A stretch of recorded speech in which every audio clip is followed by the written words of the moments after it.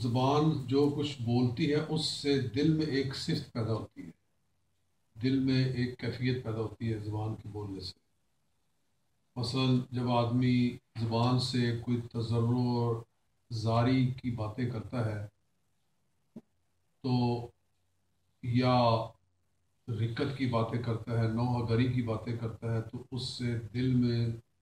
سوز و گداز پیدا ہوتا ہے، یعنی دل نرم ہوتا ہے اور ایسے لگتا ہے جیسے کہ بندہ روئے۔ اور اگر وہ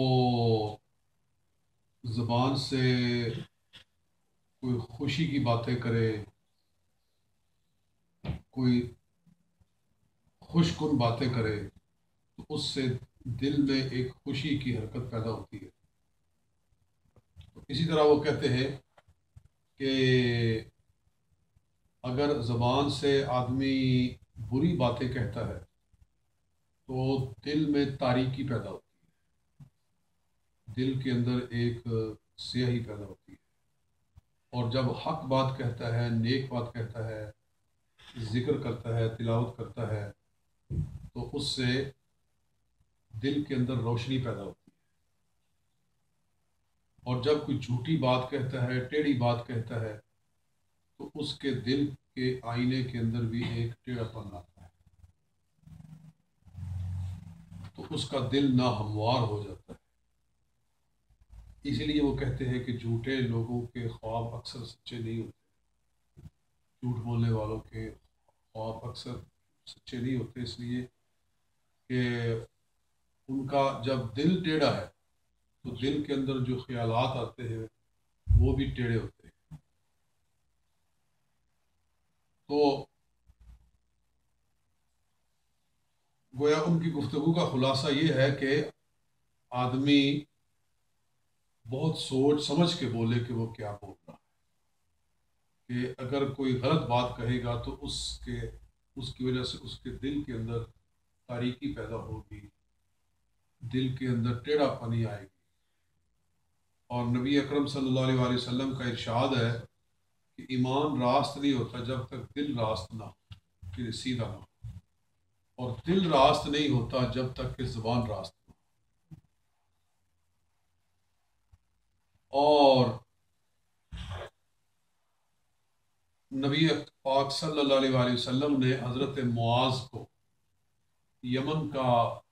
قاضی بنا کر بھیجا، تو انہوں نے عرض کیا یا رسول اللہ صلی اللہ علیہ وسلم، کون سا عمل آپ مجھے وصیت کرتے ہیں کہ میں اس کو اپناؤں، کون سا اچھا کام میں کیا کروں؟ تو نبی علیہ الصلوۃ والسلام نے اپنی زبان مبارک کو اس طرح پکڑا ایسے، اور فرمایا علیہ کا بہذا،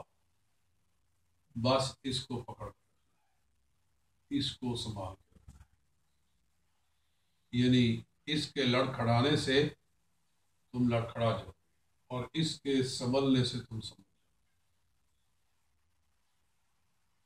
اور میں نے ایک روایت پڑھی ہے کہ جب صبح ہوتی ہے تو سارا جسم کے سارے اعضاء زبان سے کہتے ہیں کہ خدا کے لیے سیدھا چلنا، کہ تمہارے سیدھا چلنے سے ہم سارے بچ جائیں گے، اور تم سیدھا نہ چلی تو ہم سارے ہلاک، کیونکہ زبان کی آفت کی وجہ سے انسان کو جہنم میں ڈالا جاتا ہے۔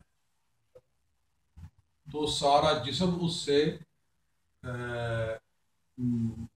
التجا کرتا ہے کہ خدا کے لیے سیدھا چل۔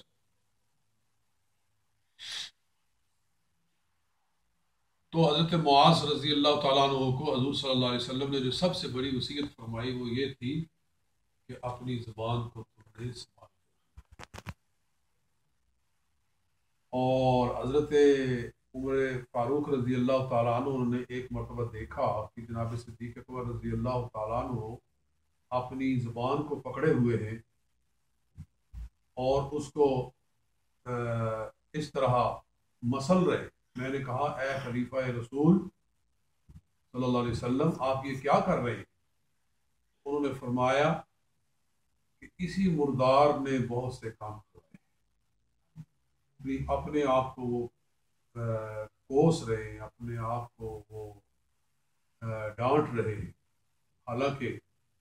وہ نبی اکرم صلی اللہ علیہ وسلم کی تربیت یافتہ ہیں، صدیق ہیں، ان کا نام ہی صدیق کہ سب سے سچا۔ اس کے باوجود وہ اپنی زبان کے بارے میں اتنے متفکر ہیں، اس قدر فکر مند ہیں کہ اس کو پکڑتے ہیں اور اس کو جھنجھوڑتے ہیں اور اپنے آپ کو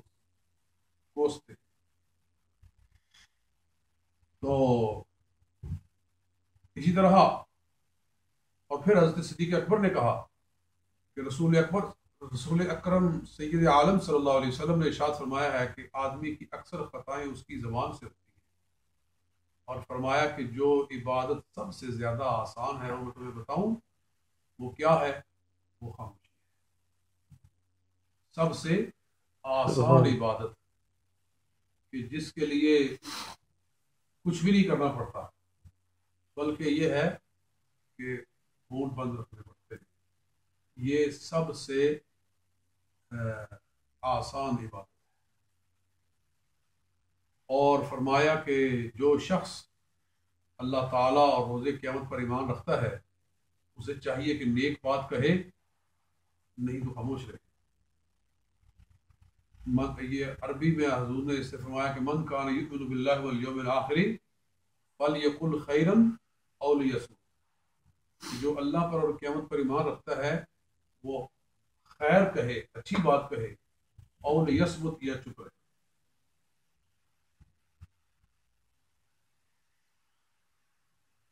اور پھر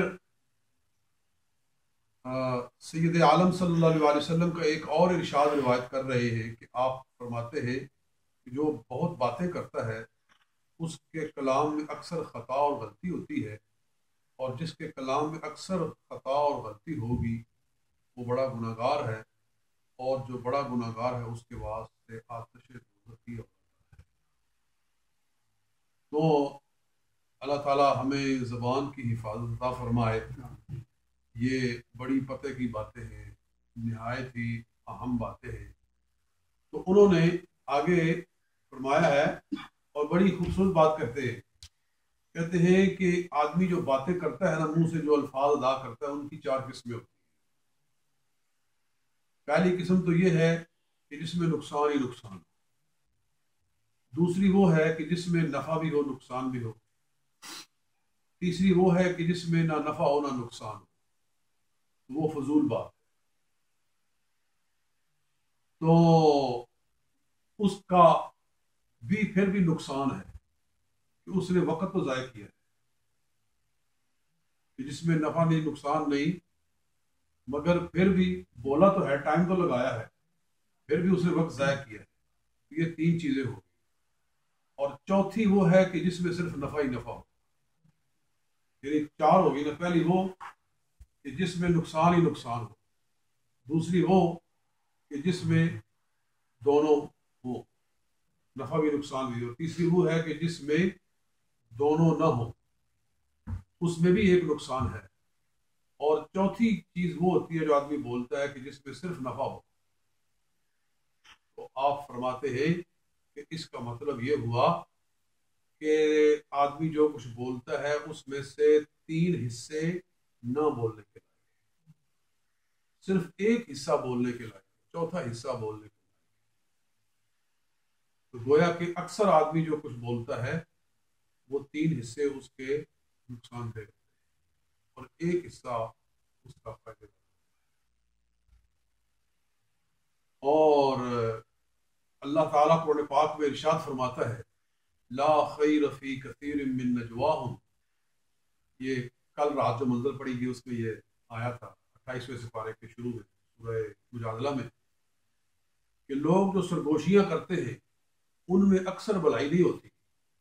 لا خیرہ، بھلائی نہیں ہوتی، کوئی خیر نہیں ہوتی، فی کثیر من نجواہم، ان کی اکثر سرگوشیوں میں، الا سوائے اس آدمی کے من امر بصدقۃ، کہ جو صدقے کی بات کہے،